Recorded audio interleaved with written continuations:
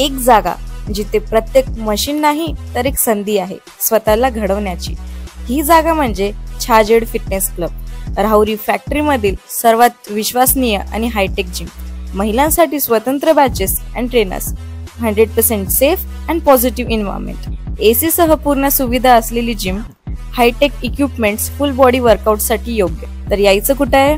Chhajed fitness club, Tarabad road, Rahuri factory. आवाज जनतेचा, लढा सर्वसामान्य जनतेच्या न्याय व हक्कांसाठी।